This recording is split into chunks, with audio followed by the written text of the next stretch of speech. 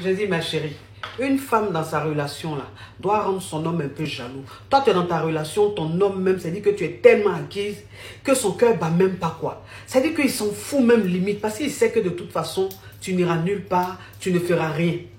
Un homme, il doit un peu avoir peur de te perdre. Un homme, il doit être un peu jaloux. Voilà. C'est-à-dire qu'un homme, pour être jaloux, là, toi, la femme, tu n'as pas besoin d'aller coucher avec un autre homme. Tu n'as pas besoin d'aller sortir avec un autre homme. C'est en fait de l'ignorer, de lui montrer qu'on est épanoui toute seule. De lui montrer que tu as des rêves, tu as des ambitions. Et que, en fait, à force de réaliser ces rêves-là, à force de t'occuper, ça te rend tellement épanoui qu'en fait, lui-même, il a envie tout de suite de rester avec toi parce qu'il sait qu'il peut te perdre. Je dis, pourquoi même quand tu es dans une relation où l'homme il te kiffe sexuellement, là, il ne te marie jamais, il ne s'engage jamais. Mais une relation où tu es dedans et puis côté Mougouli, là, tu es en j'ai déposé les clés, à l'amour, c'est là-bas on va te marier. Parce que relation, même moi je ne comprends pas. Donc ce qui veut dire que les hommes, quand ils t'aiment sexuellement, ce n'est pas pour te marier. C'est pour te prendre comme ça. Mais c'est celles qui n'aiment pas sexuellement, là, qui prennent et puis ils déposent à la maison. J'ai dit, aujourd'hui, là, où tout le monde se bat pour s'en sortir, pour réussir, là. Toi, tu es là, c'est amour seulement qui est dans ta tête. Comment tu vas faire pour aimer quelqu'un? Comment tu vas faire pour qu'un garçon t'aime, là? C'est ça ta priorité. Ton avenir même, tu t'en fous. Ta vie même dans la société, là, tu t'en fous. Qui t'a dit qu'on se comporte comme ça? Aujourd'hui, là, ta priorité, c'est toi. Ta priorité, c'est ta vie sociale. Ta priorité, c'est ton avenir. Et puis, affaire des garçons, là, c'est complémentaire. C'est conseil. J'ai dit, pourquoi infidélité des femmes fait mal?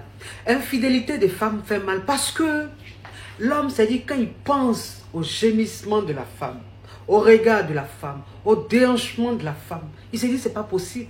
Elle a fait ça ailleurs. Il devient malade. Et puis ça, là, il ne peut pas pardonner. Ben, ça reste en lui. C'est quoi ça y est? C'est pour ça qu'on dit infidélité des femmes, là. C'est pas bon. Non, c'est pas bon. C'est-à-dire que toi, un homme, quand tu as ta femme, tu as ta chérie, il faut bien la prendre. Il ne faut pas la négliger. Parce que si tu la négliges, là, c'est qu'elle va le faire ailleurs, là. Quand toi-même, tu vas revoir le film, tu vas te ressasser le film, mon frère. Tu n'as plus dormi. Cauchemar de ça. Bonjour. Qu'est-ce qui m'a motivé à devenir coach? Depuis jeune, j'aime aider. Je donnais des conseils à des grandes sœurs, à des mamans même. J'aime le bonheur. J'aime voir les gens heureux. J'aime l'homme. J'aime voir les gens forts. J'aime pas la tristesse. J'aime pas la souffrance. Et donc, c'est quelque chose que j'ai en moi naturellement. Parce que c'est un don de Dieu. C'est Dieu qui m'a donné ce don. Il y a des gens qui vont à l'école pour devenir coach, qui suivent des formations. Et il y a des gens qui naissent coach. Je suis né coach. Je suis né avec. J'ai ce don-là. Je ne fais pas exprès, je ne force pas. Mais j'ai ce savoir-là en moi. C'est comme ça. Et je le fais avec amour, avec bonheur. Parce que j'aime voir les gens heureux. J'aime voir les gens rigoler. J'aime voir les gens épanouis. J'aime voir les femmes fortes. J'aime voir les femmes indépendantes. J'aime voir les femmes, mais très très rayonnantes. C'est mon salaire. J'ai dit, ma chérie, toi, tu es dans ton couple là. C'est toi qui demandes pardon à garçon de te toucher. Toi, tu supplies garçon de te mourir. Pourquoi tu fais ça? Tu es un modèle de femme. Toi, ton femme là, c'est écrit avec quoi? Avec A. Parce qu'une femme même qui est écrite avec E là, elle a quand même sa dignité. On peut se ridiculiser pareil. Quand tu te comportes comme ça là, ton homme là, quand est-ce qu'il va avoir envie de toi? Hein? Ton histoire est rocambolex. Digne d'un film même de la passion. Faut m'arrêter ça. Oh! J'ai dit, il y a des filles en fait, quand elles sont dans leur relation, on se fout d'elles. Elles sont là. Oui, c'est vrai, il se fout de moi, mais il m'aime. C'est-à-dire que vous, c'est l'amour seulement qui vous intéresse. Un homme qui t'aime, qui ne te respecte pas, est-ce de l'amour? Un homme qui t'aime, qui ne te considère pas, est-ce de l'amour? C'est pas de l'amour, c'est de la manipulation. Parce qu'un homme qui t'aime, il te respecte automatiquement. Il te considère automatiquement. Je dis, ce genre de femme mariée, ce genre de femme dans la quarantaine, oui, pas l'âge là, ça ne veut rien dire. C'est dans la tête. Quel que soit ton âge, tu dois être polyvalente. C'est-à-dire que tu dois t'adapter à tous les styles. C'est conseil. Regardez.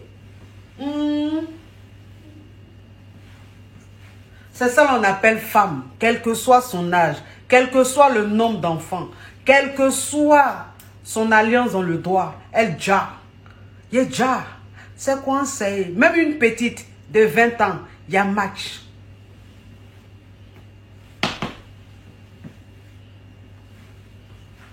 Il y a match.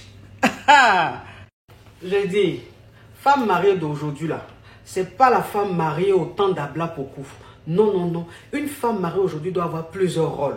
Elle doit être la maîtresse de son mari. Elle doit être la femme de son mari. Elle doit être parfois l'associée de son mari. C'est ça. Parce que quand tu es dans ton foyer, tu es une femme mariée, puis tu es trop stricte, trop sérieuse, trop correcte, trop parfaite là. L'homme là, arrivé à un certain moment, il s'ennuie avec toi. Parce que c'est ton côté folle, ton côté un peu cochonne là. C'est ce qui a fait que le monsieur là, il t'a marié. Maintenant qu'il te marie là, c'est fini. Tu deviens la mère Teresa. Trop sage comme une image. Ma chérie, il faut laisser ça. Je dis, on te jalouse, ça te fait mal. Tu es triste, tu pleures. Non. Sois pas triste, pleure pas. Si on te jalouse, si on te traîne dans la boue, c'est parce que tu as quelque chose. C'est parce que tu as une étoile. C'est parce que tu as quelque chose de tellement puissant, tellement grand, que ça dérange. Prends ça comme une richesse. Alors, motive-toi pour prouver encore plus aux gens ce que tu sais faire. Ne baisse pas les bras. On ne dénigre pas n'importe qui. La personne qu'on dénigre est la personne qui fait peur. La personne qu'on dénigre est la personne qui a ce truc que personne n'a. Sois-en fier. Et puis montre-leur que tu n'es pas n'importe qui. Quand Dieu veut t'élever, il laisse le diable te traîner dans la boue. C'est quoi ça? Tu es un élu de Dieu.